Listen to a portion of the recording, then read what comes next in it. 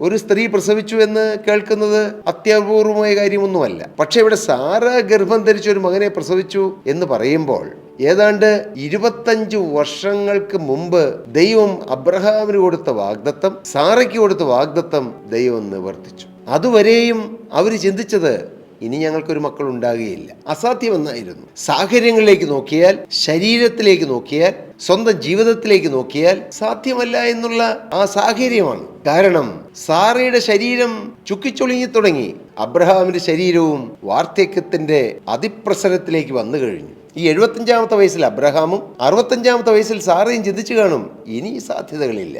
പ്രിയപ്പെട്ടവരെ, നമ്മുടെ ജീവിതത്തിലും സാഹചര്യങ്ങളിലേക്ക് നോക്കി നമ്മളും പലരും പറയും സാധ്യതയില്ല. എത്രയോ ഡോക്ടർമാർ മാറി മാറി ചികിത്സിച്ചു, ഇനി ഒരു കുഞ്ഞുണ്ടാകുകയില്ല. ഡോക്ടേഴ്സ് വിധി എഴുതി, പല പല ഹോസ്പിറ്റലിൽ നിന്നും വിധി എഴുതി, ഇനി സാധിക്കുകയില്ല.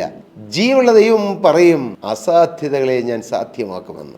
ജീവുള്ള ദൈവം പിന്നീടും മമ്രയുടെ തോപ്പിൽ ഇറങ്ങി വന്നിട്ട് അബ്രഹാമിനോട് സാറയോട് പറയുകയാണ്, 75-ാമത്തെ വയസ്സിൽ വർഷങ്ങൾക്ക് മുമ്പ് നിങ്ങൾക്ക് വാഗ്ദത്തം തന്ന ജീവുള്ള ദൈവമായ ഞാൻ നിങ്ങളോട് പറയട്ടെ, അടുത്തയാണ്ടിൽ ഞാൻ നിങ്ങളുടെ അടുക്കൽ വരുമ്പോൾ സാറ ഒരു കുഞ്ഞിനെ അണച്ചുകൊള്ളുമെന്ന്. അപ്പോൾ സാറയ്ക്ക് 89 വയസ്സായി. പ്രിയപ്പെട്ടവരെ, പിറ്റേയാണ്ടിൽ ജീവുള്ള ദൈവം പറഞ്ഞ അതേ സമയത്ത് സാറയുടെ 90-ാമത്തെ വയസ്സിലും അബ്രഹാമിന്റെ 100-ാമത്തെ വയസ്സിലും ദൈവം അരുളി ചെയ്തതുപോലെ ഒരു കുഞ്ഞ് ജനിച്ചു. അതാണ് ഇസ്ഹാക്ക്. അസാധ്യമായ കാര്യങ്ങൾ നമ്മുടെ മുന്നിൽ ഒരു ചോദ്യചിഹ്നം പോലെ വരുമ്പോൾ നാം ആ അസാധ്യങ്ങളെ കണ്ട് നിരാശപ്പെടരുതെന്നാണ് ദൈവം ആഗ്രഹിക്കുന്നത്. അബ്രഹാമിനെയും ഇസ്ഹാക്കിനെയും യാക്കോബിനെയും വിളിച്ച അതേ ദൈവം തന്നെയാണ് എന്നെയും വിളിച്ചതെന്നുള്ള ഉറപ്പും ധൈര്യവും നാം പ്രാപിക്കണം. ഈ ഉറപ്പ് നമ്മുടെ ഹൃദയത്തിൽ വരുമ്പോൾ അവരുടെ ഓരോരുത്തരുടെയും ജീവിതത്തിൽ അത്ഭുതം പ്രവർത്തിച്ച ദൈവം എൻ്റെ ജീവിതത്തിൽ അത്ഭുതം പ്രവർത്തിച്ച് നമുക്ക് ഉറയ്ക്കാം, വിശ്വസിക്കാം. കാരണം നമ്മുടെ ദൈവം മാറ്റമില്ലാത്ത ദൈവമാണ്.